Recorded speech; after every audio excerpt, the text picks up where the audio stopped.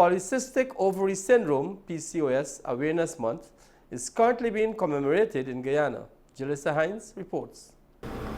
Worldwide, PCOS affects 6 to 10% of women, making it the most common endocrine disorder in women of childbearing age. Polycystic Ovary Syndrome, PCOS, is a common hormone disorder in women that is also the leading cause of female infertility. September is recognized as PCOS Awareness Month. Dr. Vinishri Kirodar, Director of the National Ophthalmology Hospital and the Medical Superintendent Region 6, who spoke exclusively with this newscast, revealed the 4 types of PCOS. PCOS may show up in different forms. There are basically 4 types of PCOS. You have the insulin-resistant PCOS, you have the adrenal PCOS, you have the inflammation type PCOS, and then there's a type called the post-pill PCOS. The most common one, insulin resistance, adrenal, and inflammatory PCOS, are more so very stressful at times for the patient due to the various signs and symptoms that one may present. PCOS can present a number of complications. These include infertility and metabolic syndrome. This is a mixture of conditions, inclusive of hypertension and abnormal cholesterol, that increases the risk of developing cardiovascular disease. Dr. Kirodar then explained some other complications women with PCOS may develop. Gestational diabetes or pregnancy-induced hypertension. So it's either you can also have gestational diabetes during the pregnancy, or you can also develop high blood pressure during the pregnancy. Miscarriage or premature birth, that can also happen if you're a carrier of PCOS. You can have miscarriages, lots of them, premature births or premature deliveries. You may have inflammation in the liver due to accumulated or excessive fat in the liver.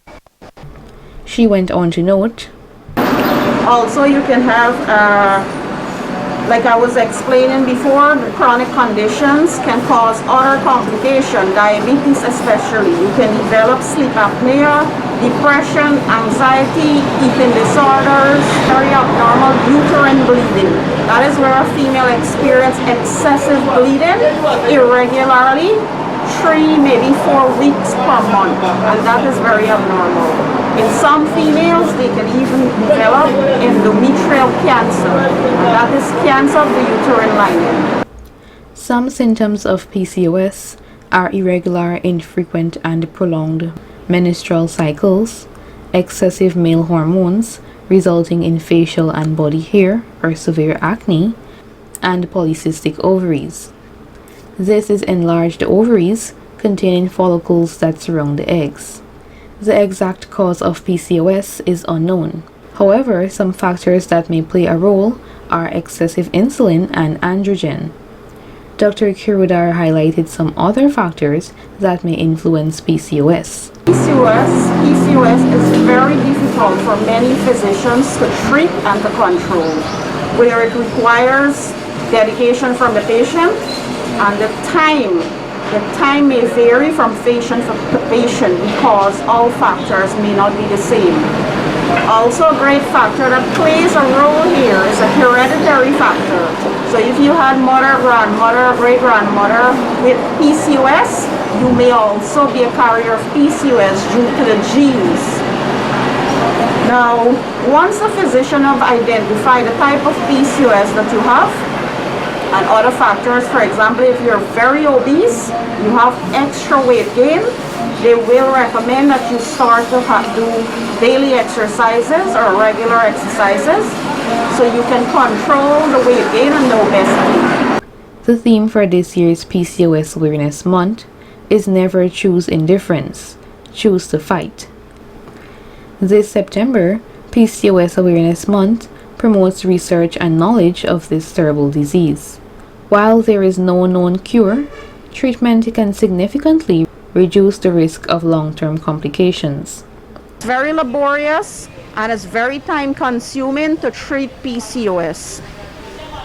For most patients, the treatment lies on their dedication. One, diet and your lifestyle. Diet and your lifestyle is number one. Second, if you identify the patient have some sort of hormonal disorder due to insulin resistance, you can correct that by starting to give drugs that would help to lower the insulin in the body.